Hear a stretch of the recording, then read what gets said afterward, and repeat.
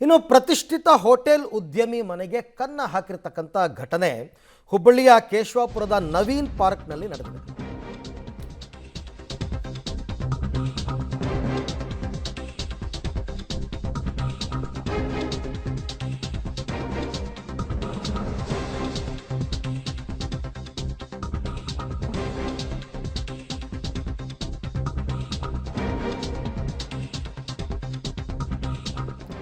ಹುಬ್ಬಳ್ಳಿಯಲ್ಲಿ ಪ್ರತಿಷ್ಠಿತ ಹೋಟೆಲ್ ಉದ್ಯಮಿ ಮನೆಗೆ ಕನ್ನ ಹಾಕಿದ್ದಾರೆ.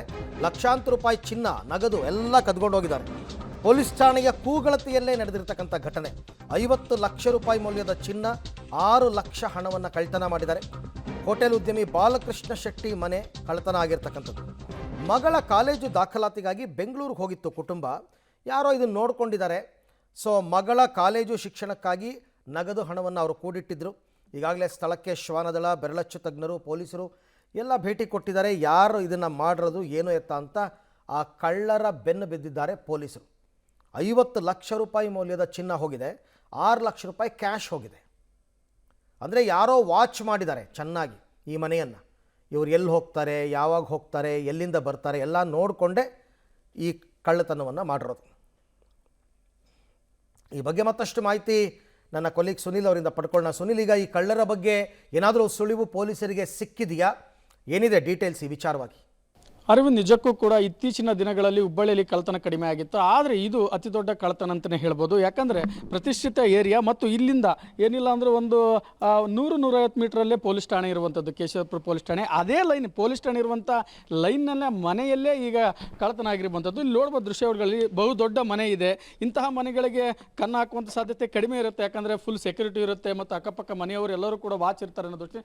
ಆದರೆ ಈ ಮನೆಯವರು ಬಾಲಕೃಷ್ಣ ಶೆಟ್ಟಿ ಅನ್ನೋರು ತಮ್ಮ ಮಗಳ ಒಂದು ವಿದ್ಯಾಭ್ಯಾಸಕ್ಕಾಗಿ ಹಣವನ್ನು ಸಂಗ್ರಹಿಸಿಟ್ಟಿದ್ರು ಮತ್ತು ಅವರ ಮಗಳ ಒಂದು ಪ್ರವೇಶಾತಿಗಾಗಿ ಬೆಂಗಳೂರಿಗೆ ಕುಟುಂಬ ತೆರಳಿತ್ತು. ಸೊ ಇದನ್ನು ವಾಚ್ ಮಾಡಿದಂತಹ ಕದಿಮರು ನಗದು ಮತ್ತು ಸುಮಾರು ಸದ್ಯದ ಪ್ರಾಥಮಿಕ ತನಿಖೆಯ ಪ್ರಕಾರ 50 ಲಕ್ಷ ರೂಪಾಯಿಗೂ ಅಧಿಕ ಮೌಲ್ಯದ ಚಿನ್ನಾಭರಣವನ್ನು ಮನೆಯಲ್ಲೇ ಕಳ್ಳತನ ಮಾಡಿದ್ದಾರೆ ಅನ್ನೋದು.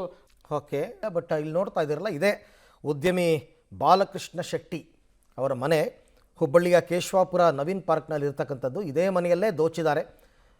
ನಾನು ಆಗಲೇ ಹೇಳ್ದಂಗೆ ಚೆನ್ನಾಗಿ ವಾಚ್ ಮಾಡಿದ್ದಾರೆ.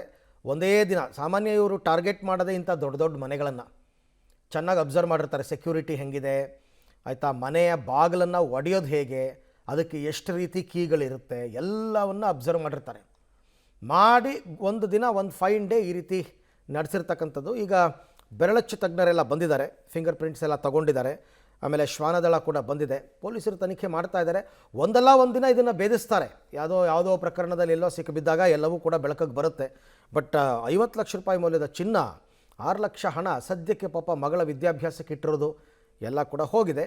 ಮತ್ತೆ ಸಂಪರ್ಕಕ್ಕೆ ಬಂದಿದ್ದಾರೆ ನನ್ನ ಕೊಲೀಗ್ ಸುನಿಲ್, ತಾವು ಎಕ್ಸ್ಪ್ಲೈನ್ ಮಾಡ್ತಾ ಇದ್ದೀರಿ, ಪ್ಲೀಸ್ ಕಂಟಿನ್ಯೂ.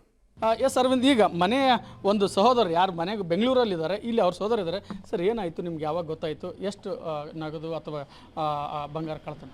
ನನಗೆ ಇವತ್ತು 11:30 ಸುಮಾರಿಗೆ ನಮ್ಮ ಬ್ರದರ್ ಫೋನ್ ಬಂತು ಬೆಂಗಳೂರಿಂದ. ನನ್ನ ಮಗಳ ಅಡ್ಮಿಷನ್ ಬೆಂಗಳೂರು ಹೋಗಿದ್ದಾನೆ, ಹಾಗಾಗಿ ಇಲ್ಲೇನೋ ಬಾಗಿಲು ಓಪನ್ ಆಗಿದೆ, ಕೆಲಸದವಳು ಬಂದು ಫೋನ್ ಮಾಡಿದ್ದಾಳೆ, ಅದಕ್ಕೆ ಒಂದು ಸ್ವಲ್ಪ ಹೋಗಿ ನೋಡ್ಕೊಂಡು ಬನ್ನಿ ಅಂತ ಹೇಳಿದರು. ನಾನು ಇಲ್ಲಿ ಬರುವಾಗ ಡೋರು ಓಪನ್ ಆಗಿತ್ತು. ಅಷ್ಟು ಬಂದು ನಾನು ಡೋರ್ ಮುಟ್ಲಿಕ್ಕೆ ಹೋಗಿಲ್ಲ. ಆಮೇಲೆ ಪೊಲೀಸಿಗೆ 112 ಫೋನ್ ಮಾಡಿ ಅಲ್ಲಿ ಇಮಿಡಿಯೇಟ್ ಬಂದರು ಪೊಲೀಸರು. ಒಳಗಡೆ ಹೋಗುವಾಗ ವಾರ್ಡ್ರೋಬ್ ಎಲ್ಲ ಬಟ್ಟೆ ಗಿಟ್ಟೆ ಚೆಲ್ಲಾಪಿಲ್ಲಿ ಆಗಿತ್ತು, ಡ್ರಾವರ್ ಎಲ್ಲ ಓಪನ್ ಮಾಡಿದ್ರು ಅದನ್ನು.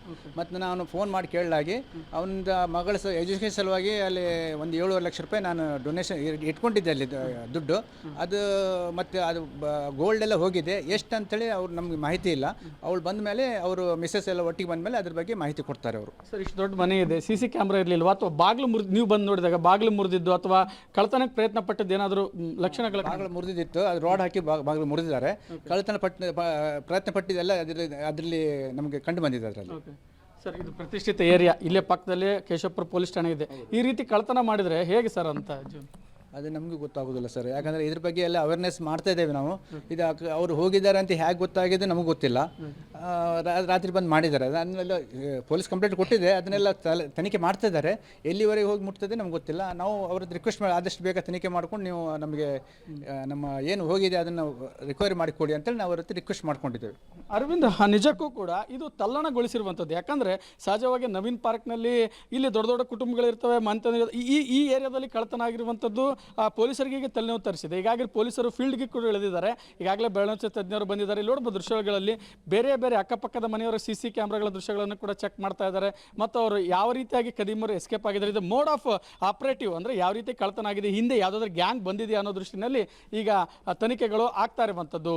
Arvind, right, thank you Sunil, ತಮ್ಮೆಲ್ಲ ಮಾಹಿತಿಗಾಗಿ ಧನ್ಯವಾದ.